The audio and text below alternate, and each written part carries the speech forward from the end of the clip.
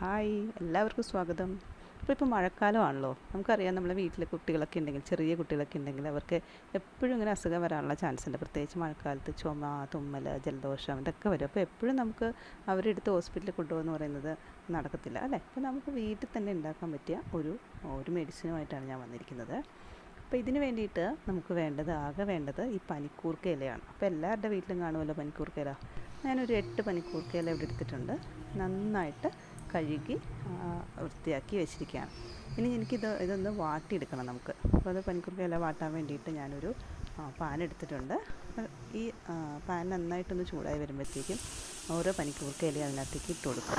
അപ്പോൾ നമുക്ക് നോക്കി അറിയാൻ പറ്റും, ഈ ചൂടടിക്കുമ്പോഴത്തേക്കും ഇത് ചെറുതായിട്ട് വാടി തുടങ്ങുകയാണ്. അപ്പോൾ ഏകദേശം ഈ കളറ് മാറുന്നതനുസരിച്ച് നമുക്ക് അതിനകത്ത് നിന്ന് മാറ്റണം. അപ്പോൾ കുറേ നേരം ഇങ്ങനെ പാനിൽ വെച്ച് കഴിഞ്ഞാൽ പിന്നെ ഇത് ചൂടായിട്ട് അതൊരുമാതിരി ഉണങ്ങിയതുപോലെ ആവും. അങ്ങനെ ആയിക്കഴിഞ്ഞാൽ നമുക്കിതിൻ്റെ ജ്യൂസ് കിട്ടില്ല. അപ്പോൾ ജസ്റ്റ് ഒന്ന് ചൂടായെന്ന് തോന്നുമ്പോഴേ തന്നെ നമ്മൾ അതിനൊന്ന് മാറ്റണം. കണ്ടോ? അപ്പോൾ ഞാൻ എൻ്റെ എല്ലാ ഇലയും ഇതുപോലെ ഒന്ന് വാട്ടിയെടുത്തിട്ടുണ്ട്.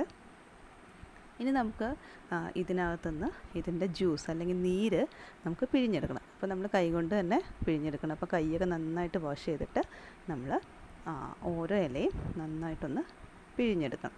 അപ്പോൾ ഇതിനകത്തുള്ള ജ്യൂസ് നമുക്ക് കിട്ടും, അല്ലെങ്കിൽ അതിൻ്റെ നീര് മുഴുവനായിട്ട് നമുക്ക് എടുക്കാൻ പറ്റും. കണ്ടോ? ഇതുപോലെ നമ്മൾ എല്ലാ ഇലയും നന്നായിട്ടൊന്ന് പിഴിഞ്ഞെടുക്കുക. അപ്പോൾ എല്ലാവരുടെ വീട്ടിലും ഈ പനിക്കൂർക്ക ഇല കാണും. അതുകൊണ്ട് ഈ മരുന്ന് ഉണ്ടാക്കാൻ വളരെ ഈസിയാണ് അല്ലേ.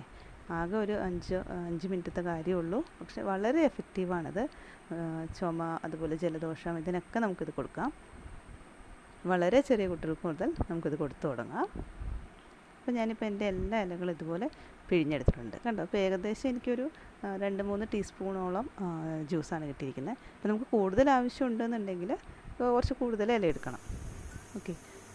ഇതിപ്പോൾ ചെറിയ കുട്ടികൾക്കാണെങ്കിൽ കുറച്ച് കൊടുത്താൽ മതി. ഇപ്പം ഒരു വയസ്സൊക്കെ ആണെങ്കിൽ നമുക്ക് 1 ടീസ്പൂൺ വെച്ച് കൊടുക്കാം.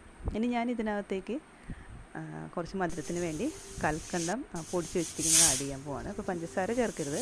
കൽക്കണ്ടം അല്ലെങ്കിൽ പനം കൽക്കണ്ടം നമുക്ക് യൂസ് ചെയ്യാം. അപ്പോൾ ഞാനിതിനകത്തേക്ക് ഏകദേശം 1 ടീസ്പൂണോളം കൽക്കണ്ടം നമ്മൾ ആഡ് ചെയ്യാം. അപ്പോൾ മധുരത്തിനനുസരിച്ച് നമുക്കത് അളവൊക്കെ നമ്മൾ ഇഷ്ടത്തിനെടുക്കാം. അപ്പോൾ ഇത് നന്നായിട്ടൊന്ന് ഇളക്കിയെടുത്ത് കഴിഞ്ഞാൽ നമ്മുടെ മെഡിസിൻ ഇവിടെ റെഡിയായി. ഓക്കെ. അപ്പോൾ നമുക്ക് പിള്ളേർക്ക് ചെറുതായിട്ട് ജലദോഷം വരുന്നു എന്നൊക്കെ കാണുമ്പോഴേ തന്നെ ഇത് കൊടുക്കുകയാണെങ്കിൽ വളരെ എഫക്റ്റീവായിരിക്കും. നമുക്ക് എപ്പോഴും ഹോസ്പിറ്റലിലോട്ട് പോകേണ്ട ആവശ്യമില്ല. അപ്പോൾ ഈ മഴക്കാലത്ത് ഇതൊന്ന് ട്രൈ ചെയ്ത് നോക്കൂ. Thank you for watching.